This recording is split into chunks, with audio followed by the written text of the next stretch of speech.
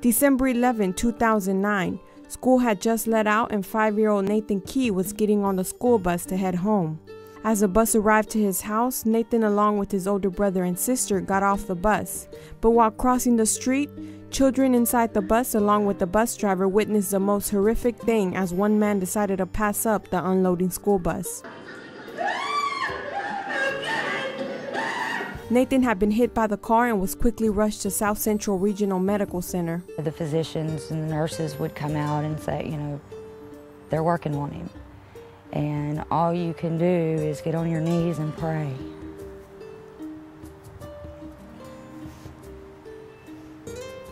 And when you see the physician and the chaplain walk in together, you know that they're not coming to tell you that everything's going to be okay.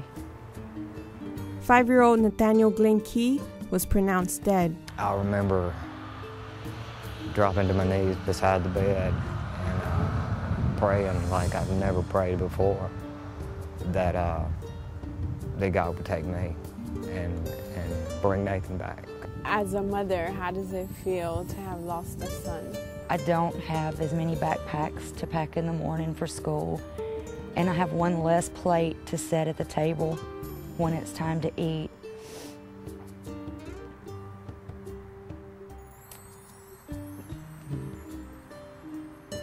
And yeah, you go to McDonald's and you still order 4 Happy Meals instead of 3.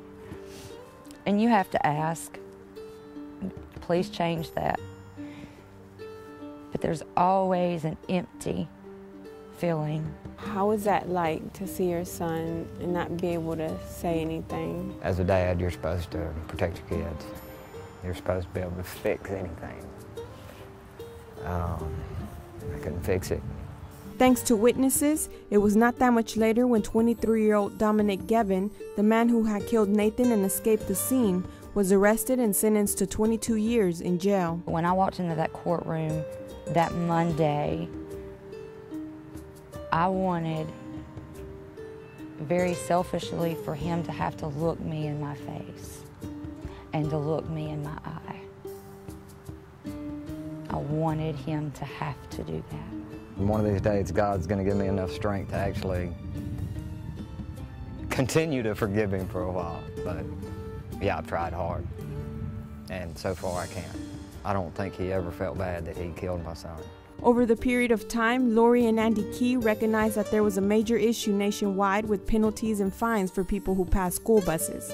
So they took it upon themselves to create Nathan's Law. And after 2 years in the legislative session, in July 2011, Nathan's Law was passed. This is what I'm now to do. And through this, not a memory of Nathan, but this is Nathan's legacy. It's about to be 3 years. Where are you now with everything? I constantly am reminded as I'm in town and I look to make sure all of my children are beside me, I'm always reminded that I've got one that's not there. Vanessa Pacheco for 7 on your side.